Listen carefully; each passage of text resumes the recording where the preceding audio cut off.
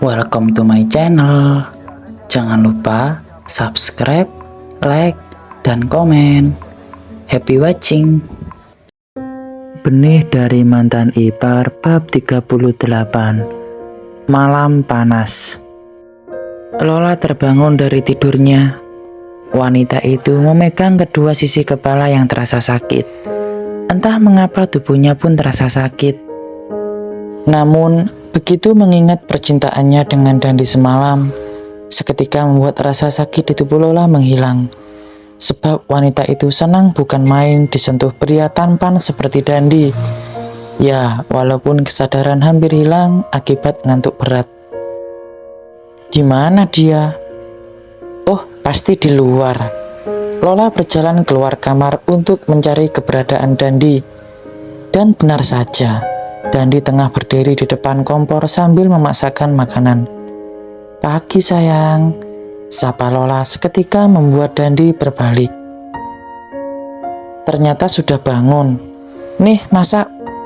Dandi melempar sendok yang ada di tangan pada Lola hingga membuat wanita itu mengerutkan keningnya. Maksud kamu apa? Bukannya kamu mau menikah denganku? Sekarang cepat masak. Sebagai calon istri yang baik, kamu harus belajar memanjakan calon suami. Jawab Dandi ketus. Sangat berbeda dengan Dandi yang kemarin. Kenapa kamu berubah gini? Tanya Lola melihat perubahan yang ada pada Dandi. Saya tidak pernah berubah. Inilah sifat asli saya. Dan kamu harus terbiasa dengan sifat saya ini. Sudah, kalau kamu mau jadi istri saya, cepat lakukan tugas kamu sebagai calon istri. Jangan sampai saya menyesal menikah dengan wanita malas, kata Dandi kembali. Lola menggelengkan kepalanya, tanda tak percaya dengan perubahan Dandi yang begitu cepat. Kenapa kamu berubah begini? Bukankah kemarin kamu masih lemah lembut pada aku? Pertanyaan Lola lagi-lagi seakan tak percaya. Sudah saya katakan kalau saya tidak pernah berubah. Kamunya saja yang belum mengenal sifat saya yang asli. Sudah, cepat kerjakan tugas kamu. Saya mau kerja cari uang, supaya bisa membuat pernikahan mewah. Kamu mau dapat suami kaya kan? Kata Dandi yang dibalas anggukan kepala oleh Lola. Ya sudah, tapi nanti aku pulang ya. Takut ibu aku nyariin, kata Lola meminta izin pada Dandi.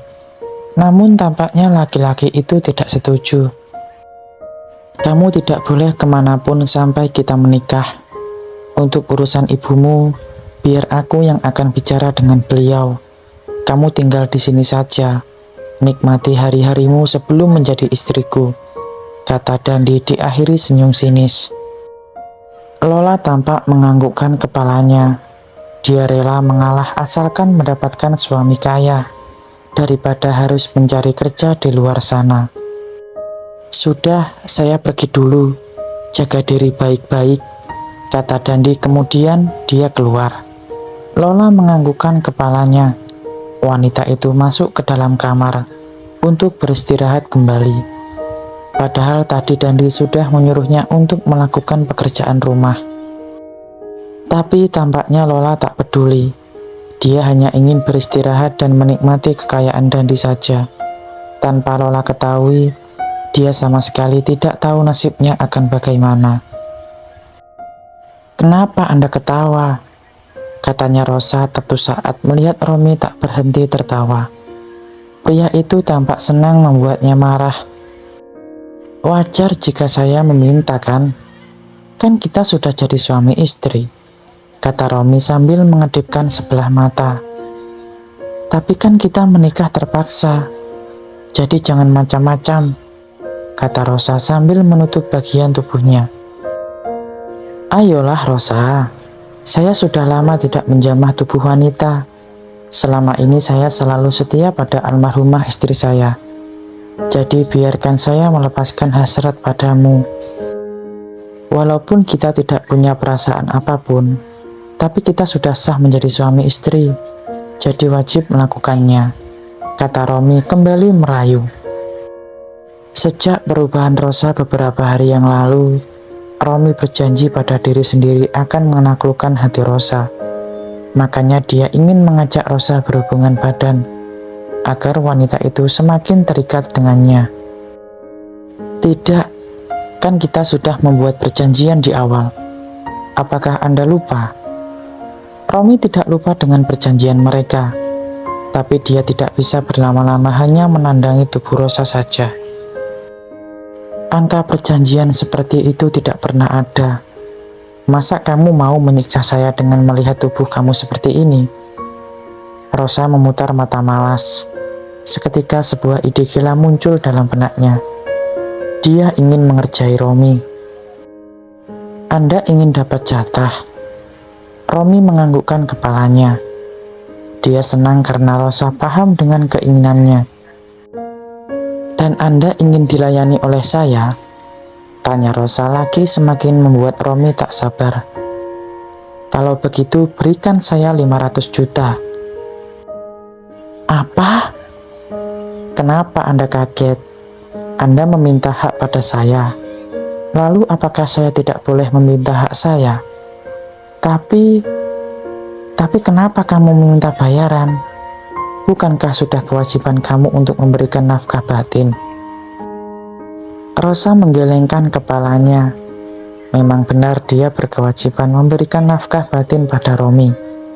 Tapi bagaimanapun juga, dia harus bisa membalas Romi menggunakan cara licik. Tidak bisa. Ada uang, ada barang. Anggap saya sebagai wanita sewaan. Bukankah Anda mendapat keuntungan dari saya? Lantas kenapa saya tidak bisa mendapatkan keuntungan dari Anda? Itu namanya tidak adil. Saya juga tidak yakin kalau Anda akan memberikan nafkah pada saya, mengingat pelitnya mama Anda itu, kata Rosa menyindir tentang ibu Romi yang tidak suka padanya. Makanya dia meminta uang pada Romi, karena dia takut mama mertuanya tidak mengizinkan Romi memberikan nafkah pada Rosa. Meskipun mereka sudah berstatus suami istri. Baiklah, kamu memang licik, kata Romi kemudian mentransfer sejumlah uang yang diminta oleh Rosa. Dan wanita itu senang ketika Romi menyetujuinya. Rosa kemudian beranjak lalu mendekat pada Romi. Meskipun Rosa belum berpengalaman mengingat dia tidak pernah berhubungan badan sebelumnya, terutama bersama Arka, karena Arka sama sekali tidak mencintainya. Tapi Rosa tahu bagaimana cara memuaskan suami. Dia sudah belajar sebelum menikah dengan Arka waktu itu. Mata Romi berkedip saat merasa di area bawah. Dia tak menyangka kalau Rosa begitu liar.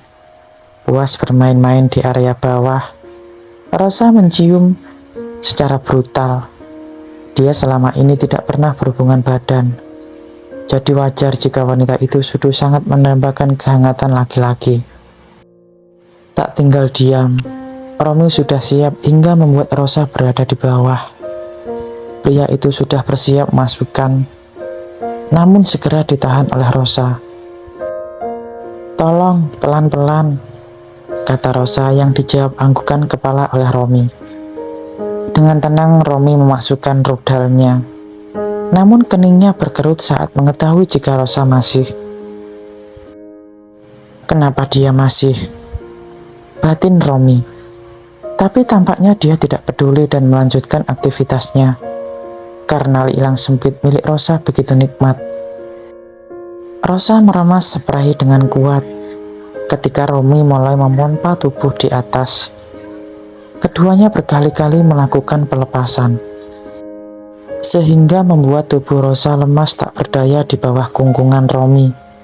Nafas keduanya ngos-ngosan, terutama Romi yang terus mendominasi permainan.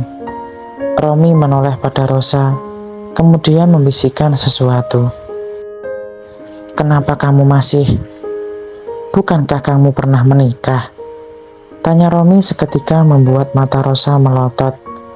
Pasti sebentar lagi Romi akan menertawakan nasibnya yang tidak pernah disentuh oleh mantan sang suami. Kamu sangat nikmat sayang. Sekali jika suamimu tidak pernah menyentuh kamu. bisik Romi lagi. Semakin membuat Rosa malu. Wanita itu memilih membalikkan badan membelakangi Romi, karena pria itu tengah menertawakannya sekarang. Hahaha, pantas saja kamu marah melihat adikmu hamil dengan mantan suamimu. Karena kamu ini tidak pernah disentuh oleh mantan suamimu itu kan? Kata Romi dengan nada mengejek. Rosa melempar bantal hingga mengenai wajah Romi. Namun pria itu bukannya berhenti, tapi malah kencar terus-menerus menggoda Rosa. Dia cukup iba melihat kasih Rosa yang sama sekali begitu menyedihkan.